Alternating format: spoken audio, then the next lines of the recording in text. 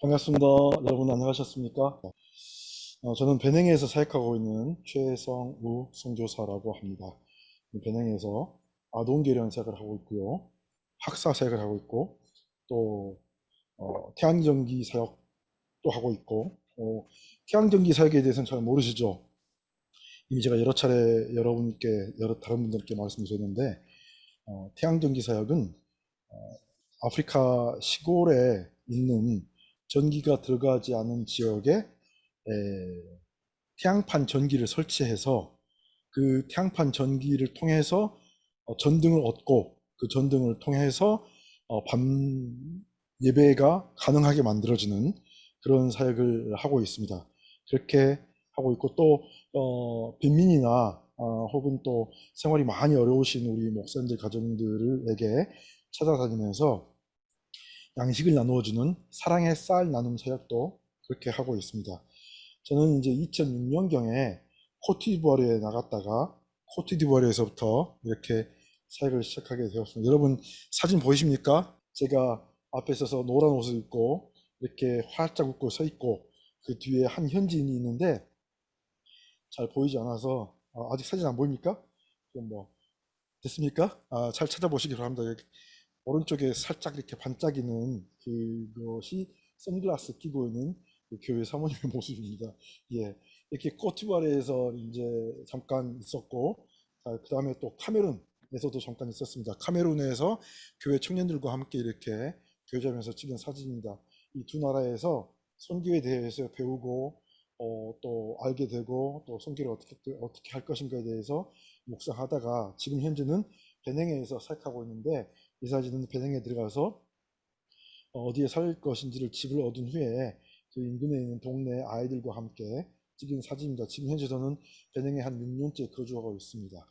베냉에 막 들어가자마자 저는 어학원을 다녔어요. 왜냐하면 그 이전에 이제 브로큰 서브아프리카에서 많이 움직이긴 했었지만 그 전까지 프랑스어를 배우기 위해서 학교를 다녔거나 어학원을 다닌 적은 전혀 없었습니다. 그래서 제 불어 실력에 한계가 있음을 깨닫고 베냉에 들어가자마자 배앵부터 공부를 시작해서 어학원을 시작했는데 어학원을 시작했음에도 불구하고 그 배낭을 알고자 하는 마음이 너무 뜨겁고 간절해서 어학원만 이렇게 다니지 않고 지역 정탐도 하고 각 지역을 다니면서 교회가 어떤지 또 사람들이 어떤지 배낭이라는 나라는 어떤 나라인지를 배우기 위해서 이렇게 많은 정탐을 다니고 있었고 북쪽 마을에 올라갈 때에는 만원 택시를 타고 또 북쪽 마을에 올라가기도 했었습니다. 만원 택시가 무엇인지 잘 모르시죠? 만원 버스처럼 이렇게 택시를 탔는데 이게 저 혼자서 이렇게 조용히 가만히 편하게 앉아서 갈 수 있는 게 아니고 아주 쪼그려 가지고 이렇게 양 옆에는 그 듬직한 아주머니들이 앉아 계시고 하는 그런 택시를 타고 북쪽까지 올라가서 거기에서 이제 연락해서 아시는 목사님 오토바이 뒤에 앉아서 이렇게 배낭의 북쪽 마을 시골 마을도 정탐하면서 하나님께서 내게 보여주신 이 베닉이라는 나라가 어떤 나라이고 저는 또 거기에서 어떤 색을 해야 되는지에 대해서 알고자 하는 그런 시간을 가지고 있었습니다. 이때가 제가 아직 어학원을 다니고 있었던 때였는데 어학이 끝나기도 전에 이렇게 다니면서 베닉을 알고자 하는 마음이 있었는데 어학원을 다닐 때의 에피소드가 한 가지 있습니다. 어학원에서 저희 집까지가 거리가 약 1시간 정도 걸어서 걸리는 거리인데 이 걸어서 1시간 정도 걸리는 거리를 저는 이제 어학원이 12시경에 끝나면 다른 대중교통이나 이런 것들 이용하지 않고 걸어갔어요.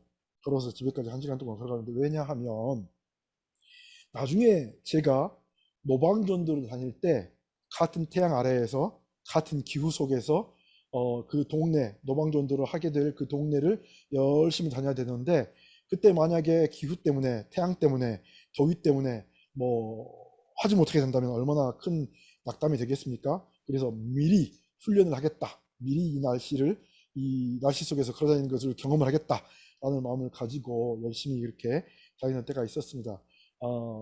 제가 이런 말을 어떤 분에게 하니까 그분은 나한테 말씀하시기를 미쳤구만 이렇게 말씀하시더라고요. 말라리아 걸리려고 그런다고 그렇게 말씀하시더라고요. 근데 그때 그 시간이 제게는 굉장히 즐겁고 좋은 시간이었었어요. 베냉은 아직도 도심임에도 불구하고 집 대문이 열리는 곳이 굉장히 많이 있어요. 특히 이제 그 서민들이 살거나 빈민가는 더 그런데 그런 곳을 지날 때마다 이제 그 대문이 열렸기에 저는 이제 꼭꼭꼭 이렇게 하고 그리고 이제 안에 들여다보고 사람이 있으면 인사하고 들어가서 그분과 이렇게 여러 가지 이야기를 나누고 또 대화를 하고 이렇게 무언가를 이렇게 나누다 보면 그분들의 삶이 무엇인지 베냉 사람이 어떤 분들인지 베냉이라는 나라가 어떤 나라인지 그분들이 가지고 있는 그 종교성이 무엇인지 무엇을 기도하는지 이런 것에 대해서 많이 알 수가 있게 되어서 참 많이 베냉을 배울 수 있는 그리고 그들의 가정생활 또 삶 이런 것들을 배울 수 있는 좋은 시간이었던 것이 아닌가라는 생각이 들고 특별히 더 좋았던 것은 물론 이제 그 각 가정에 있는 서민들에게 불어를 잘 배울 수는 없겠지만 그럼에도 불구하고 제가 불어를 사용할 수 있는 그런 환경들이 많이 만들어져 있지 않던 그런 상황 가운데 그런 각 가정마다 다니면서 열심히 잘 못하는 불어를 가지고 이렇게 대화했을 때 제 안에서 불어 실력이 부쩍부쩍 느는 것을 보면서 참 그런 시간들이 제게 너무나 귀하고 좋은 시간이었었구나라는 생각을 해보게 됩니다. 그런데 무엇보다도 정말 좋았던 것은 실제로 제가 나중에 그 어학원이 끝나고 이제 무엇을 할까 이렇게 고민하고 어떤 색을 할까 하고 고민하고 하던 때에 시골 마을에 들어가서 현지 교회에 협력해서 전도 사역을 할 때가 있었어요. 그래서 시골 마을에 들어가가지고 전도 사역을 할 때 그분들의 좋아하는 것이 무엇인지, 그분들의 싫어하는 것이 무엇인지, 제가 그 가정의 골목에 들어가서 그분들의 그 프라이버시를 침해하지 않고 어떻게 그분들에게 접근할 것인지에 대해서 이미 한번 이렇게 경험을 했기 때문에 참 쉽게 접근할 수 있는 좋은 그런 그 훈련이었지 않나라는 그런 생각을 하게 됩니다. 지금 보시는 사진은 다 보고 계시죠? 제가 그 시골 마을에 들어가가지고 전도할 때 어디선가 훈남이 나타나가지고 전도를 하더라라고 해서 모든 마을에 있는 부인들께서 나오셔가지고 저랑 같이 사진 찍겠다고 이렇게 하도 이렇게 지적하셔서 제가 이렇게 사진을 찍어드린 이 이제 뒤에 보이는 이 조그마한 하얀 건물이 부두교 신전인데 부두교 신전 앞에서 이렇게 하나님의 복음을 전하는 그런 좋은 기회를 갖게 되었습니다. 이렇게 그 전에 훈련을 많이 했기 때문에 시골 마을에 가서도 열심히 전도사역을 할 수 있었던 그런 좋은 계기가 되지 않았었을까. 그래서 시골을 그 마을을 한 바퀴를 뺑 돌면서 모든 가정을 돌면서 복음을 전하고 이렇게 이야기를 계속하고 했음에도 불구하고 전혀 지치지 않게 잘 사역을 할 수 있었던 그런 좋은 기회가 됐었던 것 같습니다. 이때가 아직 제가 어학원을 다닐 때였어요. 그래서 외부로는 이런 사역을 하고 있었고 그 집 근처에 저희가 살던 그 베냉의 수도 코토누는 비가 많이 오면 많은 집들이 물에 잠기고 마당뿐 아니라 집안까지 물에 잠기는 그런 지역들이 그런 집들이 많이 있습니다. 그래서 그런 집들마다 다니면서 교제하고 구충제를 나누어 주는가 하면 모기장을 나누어 주는 그런 사역을 했었고 또 동네 아이들을 집으로 초청해서 동네 아이들에게 영어를 가르치는 그런 사역도 했었습니다. 지금 보시는 사진은 아이가 칠판에 적혀 있는 영어 단어를 보지 않고 이렇게 암송하고 있는 그런 사진입니다. 이런 색을 하고 있을 때 한국 브로드콘송교회 본부에서 제게 결혼 아동 사역에 대한 제안이 들어왔어요. 그래서 그 결혼 아동 사역에 대한 제안을 듣고 제 마음속에 정말 기쁜 마음이 생겼었습니다. 왜냐하면 그 전까지 제가 북쪽 지역을 정탐하면서 많은 목사님들을 만나고 정말 교제를 많이 했는데 그럴 때마다 목사님들의 삶이 너무나 힘들고 안타까운 것을 보고 어떻게 이분들을 도울 수 있을까라는 그런 생각을 많이 하던 차였었거든요. 이 지금 사진은 목사님께서 오전에 일찍 밭에 가서 자기 식구들 먹일 식량을 구할 그런 농사를 짓고 돌아오신 그 정오즈음에 제가 찍은 사진이에요.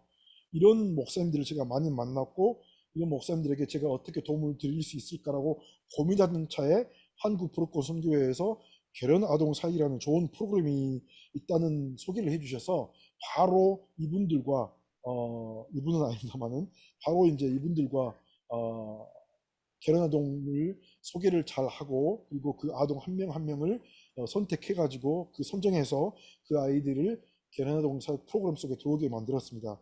이때가 지금 2012년 정도 됐었을 것 같아요. 지금 제가 아이 어깨에 손을 얹고 있는데 이 아이가 지금은 고등학생이 되어서 조금 있으면 대학 입학 시험을 보게 되는 그런 나이로 자라 있습니다. 이 가정과 저는 지금 10년지기 친구가 된 그런 사이가 됐어요. 저는 이제 그 결혼아동 사역을 소개받고 나서 어떤 아이들을 결혼아동 대상으로 선정할까라고 고민하다가 첫째는 이제 현장에서 사역하고 계시는 목사님들, 두 번째는 목사 후보생이신 신학교 다니시는 목사님들, 신학교 목사 후보생들, 그리고 이제 교회 성도님들, 또 전도 대상자에게도 정말로 그 생활이 어려우신 분들은 다가가서 그분들에게 취지를 잘 설명하고 결혼 아동 사역에 대해서 동참하지 않겠느냐 해서 그 사역을 하고 있는데, 그런데 말입니다. 그 대상을 선정하는 기준은 대개 이제 그 목사님들 중에서 생활이 어려우신 분들에 대해서 대상을 선정했는데, 지역별로는 배낭에는 전국을 다 돌면서 각 지역마다 한 아동씩, 한 가정씩을 선택하는 것을 원칙으로 했습니다. 왜냐하면 베냉에는 약 60여 개의 종족이 있습니다. 그런데 그 각 종족마다 우리가 결혼 아동들을 한 명씩 선정해서 그 각 종족의 아이가 한 명씩 우리 CSMF 베냉의 결혼 아동 사역에 동참했으면 좋겠다는 생각을 품었습니다. 그 이유는 저희가 이제는 그막 들어가서 사역의 초기 기간을 지금 지나고 있는데, 시간이 지나서 CSMF 배낭이 조금 더 커지고 사역이 많아지면 일꾼들이 굉장히 많이 필요하게 될 건데, 그 사역에 이 아이들이 동참해주면 참 좋겠다라는 그런 생각이 들었고, 그 사역을 함께 할 때 종족별로 각 종족에서 일꾼들이 찾아와서 같이 일을 하게 될 때 배낭 전국에 어떤 종족이든지 빼지 않고 우리가 모든 종족의 대상으로 사역을 할 수 있겠다는 그런 마음이 들어서 모든 종족의 결혼 아동이 한 아이씩, 한 가정씩 들어가게 만드는 그런 어, 비전을 가지고 그렇게 아이를 선정할 수 있었습니다. 이 지금 보시는 사진은 현지 침례교단에서 제작한 베냉의 종족별 기독교인 현황인데, 이 현황을 보시면 북쪽 오른쪽에 보시면 지금 잘 안 보이시겠지만 댄디 종족이라는 종족이 있습니다. 아까도 말씀드렸다시피 베냉에는 약 60여 개의 종족이 있는데, 댄디 종족을 비롯한 몇 개 종족이 아직까지 자기들 언어의 교회를 갖지 못하고 있는 그런 종족입니다. 이 말이 무슨 말인지 잘 이해가 안 가시죠?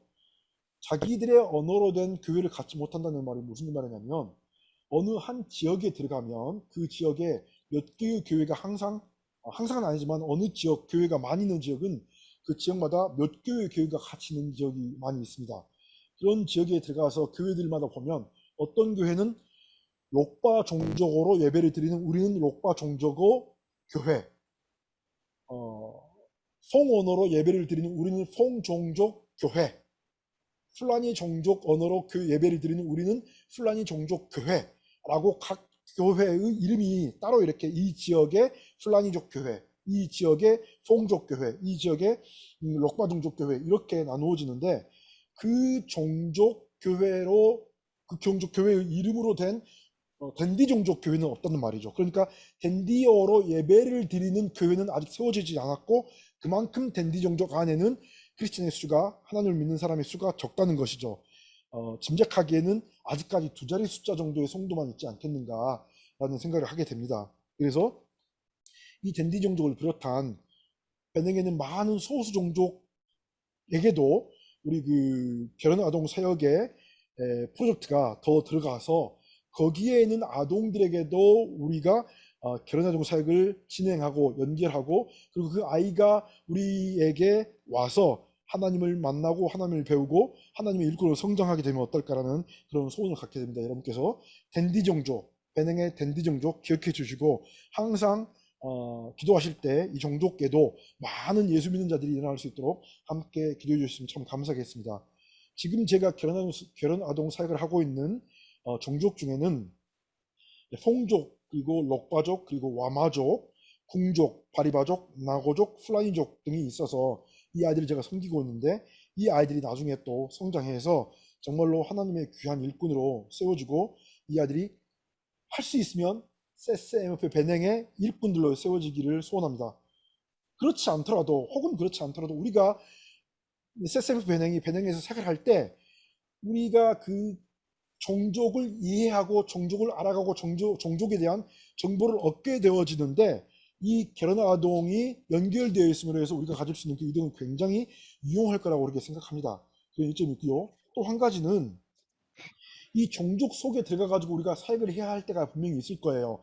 그 안으로 들어가 가지고 전도 집회를 한다거나 그 안에서 무슨 세미나를 한다거나 그 안에서 그분들에게 어떤 함께 협력해서 사역을 할 때 우리 결혼 아동 프로그램 속에서 자라난 아이가 그 종족 속에 있다면 우리의 사역이 훨씬 더 쉬워지고 같이 함께 협력할 수 있기에 너무나 좋지 않겠는가라는 그런 생각을 해서 이런 식으로 이런 방법으로 이렇게 결혼 아동 대상들을 선정해서 전국에 있는 배낭 전국에 있는 아이들을 바라보고 그 아이들이 우리와 함께 자라나기를 그렇게 바라보고 있습니다. 많은 선교사님들이 지금 그 결혼 아동 사역들을 하고 계시는 걸로 알고 있어요. 어떤 분들은 시장 가가지고 이제 물건을 구입해서 매월 그 가정을 방문해서 물품을 나누어 주는 선교사님 계신가 하면 어떤 선교사님은 그 공동체 내에 아이들이 있기 때문에 따로 전달해 주지 않고 그 공동체의 필요들을 채워서 그 결혼아동 후원금을 사용하시는 분도 있다고 들었습니다. 저 같은 경우는 매월 하루를 정해서 그날 그 각 지역에 있는 그 아동의 부모님들에게 송금을 합니다. 왜냐하면 아동들이 워낙에 배낭에 전국에 흩어져 있기 때문에 제가 매월 거기 가가지고 전달해 주거나 만나거나 할 수가 없어요. 그래서 송금을 하는데 그 아버지 어머니가 송금액을 받고 그 금액을 아이들이 잘 교육받고 잘 성장하게 만드는데 잘 사용하시리라 믿고 이렇게 드리는 거죠. 그럼에도 불구하고 이 일을 진행할 때 저는 이제 그 결혼 아동으로 제게 선정이 된, 제게 맡겨진 그 아이들이 그저 이렇게 한국에서 오는 돈을 받아가지고 그 아이들 가정에 전달해주는 역할만으로 끝나는 것이 아니고 하나님께서 이 아이들을 제게 맡기셨다는 그런 생각이 분명하게 들고 그 아이들이 어느 정도는 제게 책임이 있다라는 그런 생각이 들어서 매년 많게는 서너 번, 적게는 두 번 이상 그 가정을 방문합니다. 그 가정을 방문해서 이 금액이 얼마나 아이의 교육과 성장에 도움이 되는지, 가정에 얼마나 큰 도움이 되는지, 정말로 이 금액이 효과적으로 사용되어지고 있는지에 대해서 그 배낭에 있는 그 결혼하던 가정들을 방문하면서 이렇게 확인을 하고 그리고 아이와 대화를 하고 그 부모님과 대화를 하는 과정 가운데 어떤 문제가 있는지, 어떤 좋은 점이 있는지, 어떤 장점이 있는지, 어떤 단점이 있는지를 파악을 하고 개선해 나가고 이렇게 권장하고 그렇게 하고 있습니다.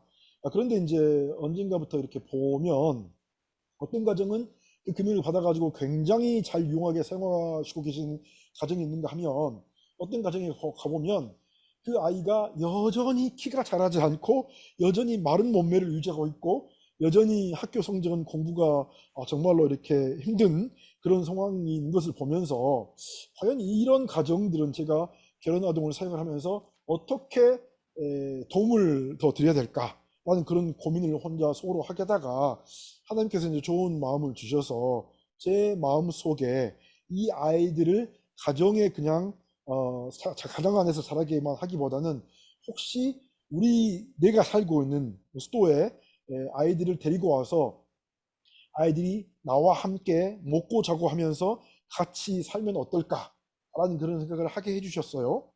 그래서 그때부터 각 지역에 다니면서 부모님들과 상의를 하고 부모님께 제안을 하고 부모님의 의견을 청취하고 그래서 부모님들이 동의를 하고 허락하는 가정에 한해서 아이들을 저희 집에 초청해서 저희 집에 이제 아이들만 초청하는 것이 아니고 청년들까지 오게 해서 청년들이 같이 먹고 자고 하면서 아이들을 돌보고 가르치는 일을 시작했었습니다.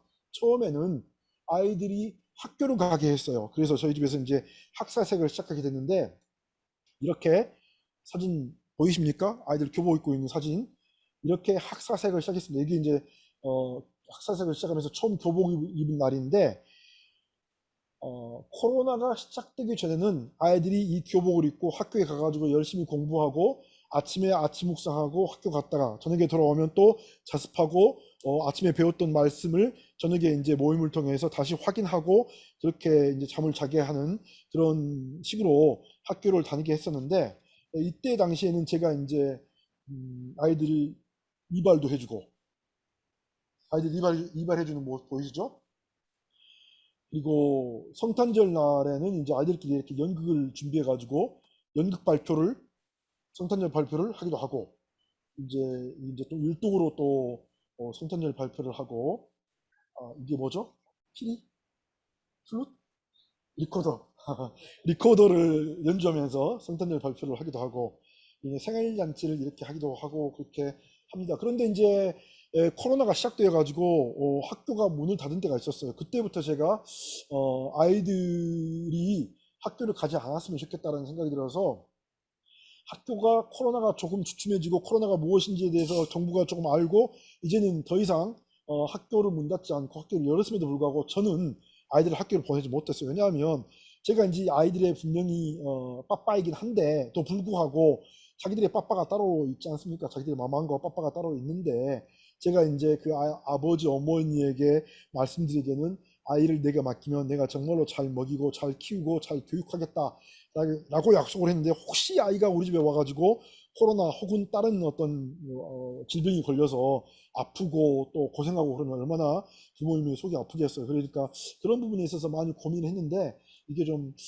마음이 좀 안 열리더라고요. 그래가지고 그때부터 지금까지 아이들을 학교를 보내지 않고 그냥 집에서 공부까지 시키는, 그래서 나중에 이제 그 학년을 올라가게 되면은 검정고시를 통해서 중학교 입학시험을 보고 또 검정고시를 통해서 고등학교 입학시험을 보게 하는 그런 시스템으로 이제 바꿨습니다.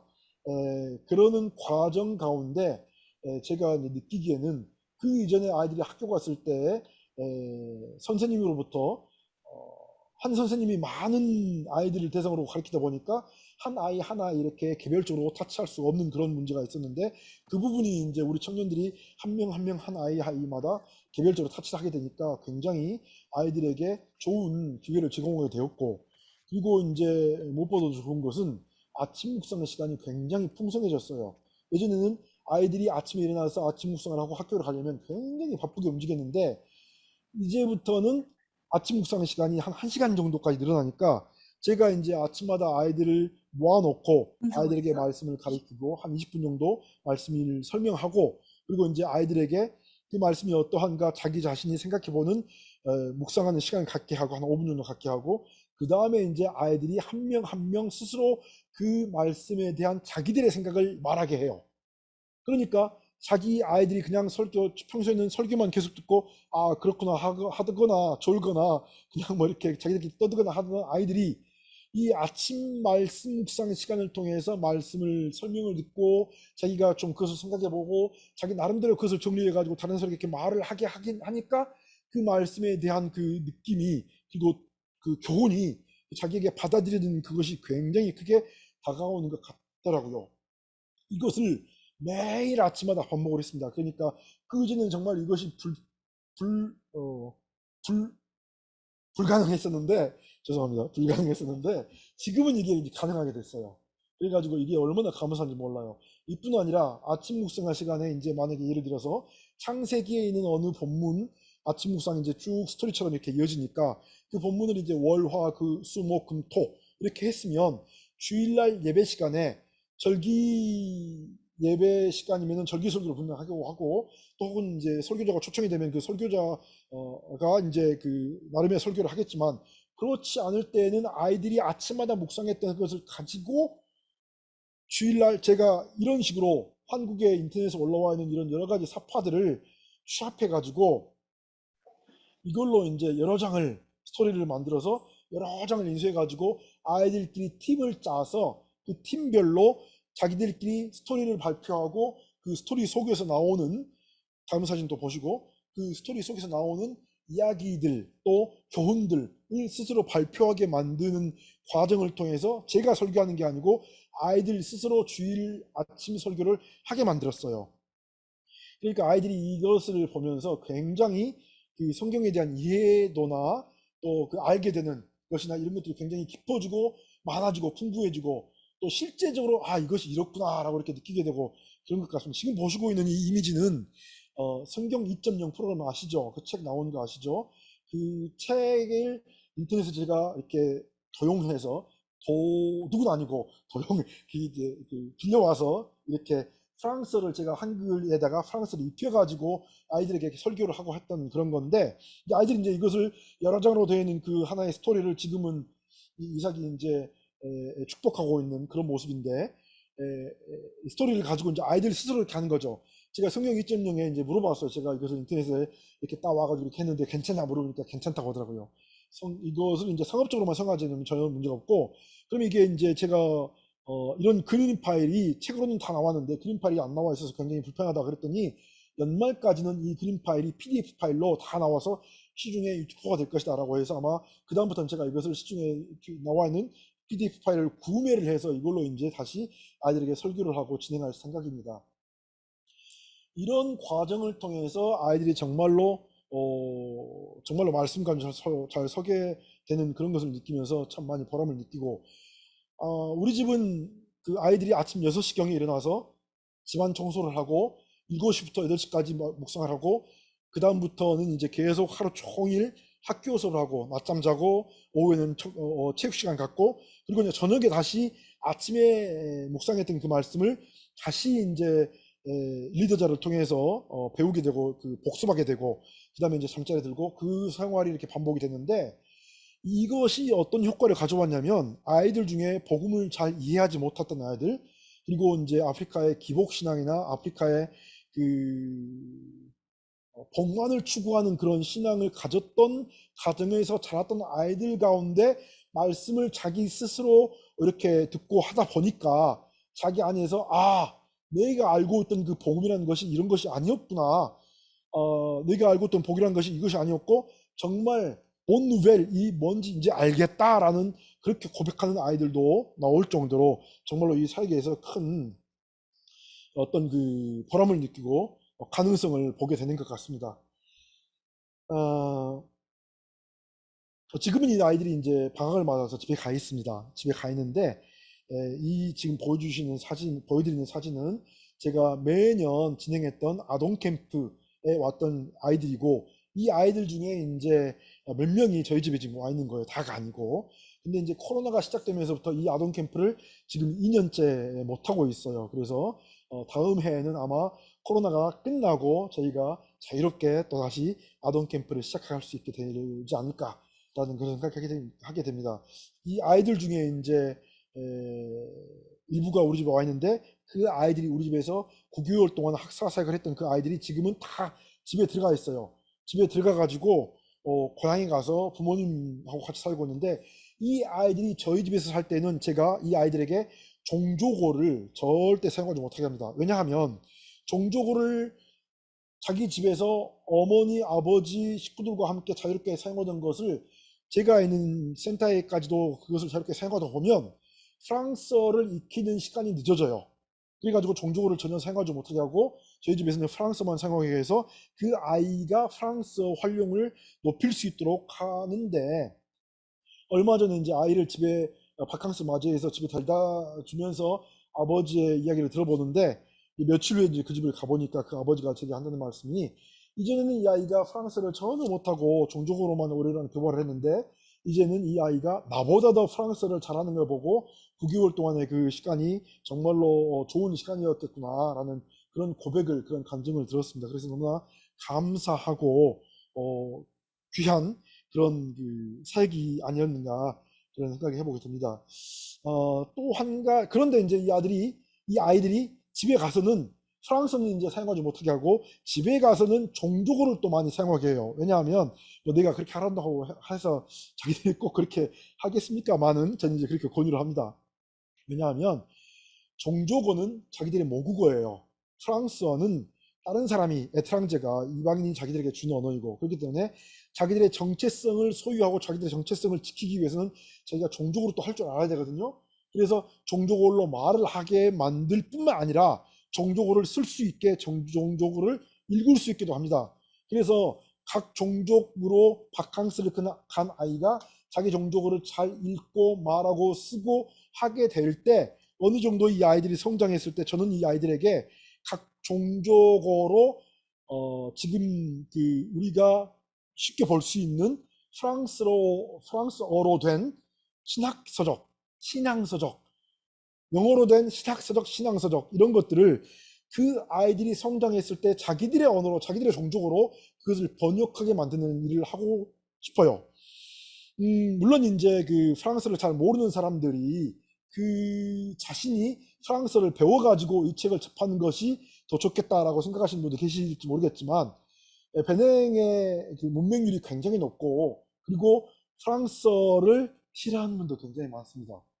안 배우려고 하시는 분 많이 있고, 자기들의 정체성을 지키려고 하는 분도 많이 계시고, 지금 베냉의 골목골목마다에는 그 자기 종족어를 가리키는 종족 학교가 굉장히 그 자기들 스스로 만들어서 하는 그런 모임들이 굉장히 많이 있어요. 그래서 그 종족어로 이 책들이 번역되지 않으면 많은 신앙인들이 신앙서적, 좋은 신앙서적들, 프랑스어, 영어 혹은 한국어로 된 그런 좋은 신앙서적들을 접할 수 있는 기회가 없을 것이고, 또 프랑스어로 된 것도 접할 수 있는 기회가 없을 것인데, 아이들이 이 일을 하게 된다면 얼마나 이 성도들에게, 또 목사님 후보생들에게 정말로 좋은 기회가 될지 알 수가 없습니다. 제가 한국에 오기 전에 한 청년에게 한국 사람이 만든 성경 공부 교재가 불어로 번역된 것이 있는데, 그 불어책을 그 청년에게 주면서 이 책을 좀 번역해봐라, 당신의 종족으로 번역해봐라 라고 줬는데, 얼마 전에 연락이 왔어요. 한 40일 정도 걸렸는데 벌써 그 책 번역이 끝났다 라고 말하더라고요. 물론 이제 성경 공부 교재이니까 그 안에 들어가는 말들이 많지 않고, 또 책이 얇고, 또 지금은 바캉스이기 때문에 이 대학생이 그 시간이 많이 있어서 책 번역하는데 그렇게 시간이 많이 안 걸린 것 같습니다. 그런데 제가 느끼기에 이 청년이 그 책을 번역하면서 분명히 그 청년이 그 책에 들어있는 내용에 대해서 배울 수 있는 기회가 있었고요.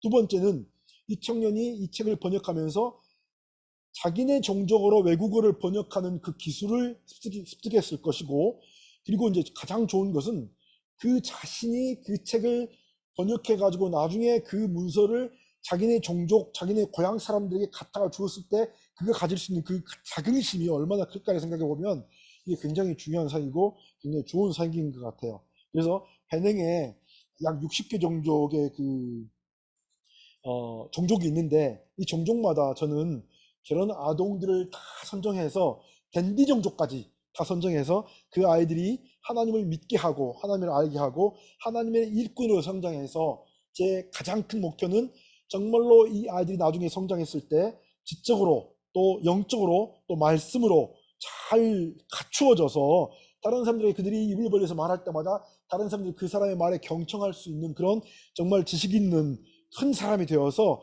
많은 사람들에게 하나님의 사랑을 열심히 잘 전할 수 있는 그런 사람이 되게 하는 것이 제 목표인데, 그렇게 모든 종족의 아이들이 우리 게르나동 사역에 들어와서 또 학사 사역에 들어와서 그들 스스로 다른 사람들에게 그리스도의 살아계심을 삶으로 전파할 수 있는 그런 아이들이 됐으면 참 좋겠다는 그런 비전을 갖고 이 일을 하고 있습니다. 보고를 마치겠습니다. 얼마나 제 보고가 잘 이해가 되셨는지, 배능에 대해서 잘 알게 되셨는지, 또 어떤 기도 제목이 있는지를 잘 들으시는지 모르겠습니다. 잠깐 제가 다시 한번 그 기도 제목에 대해서, 제가 생각하는 기도 제목에 대해서 말씀을 드리겠습니다.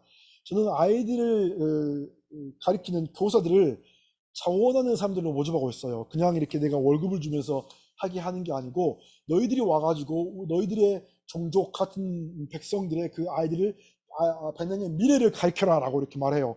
무엇으로?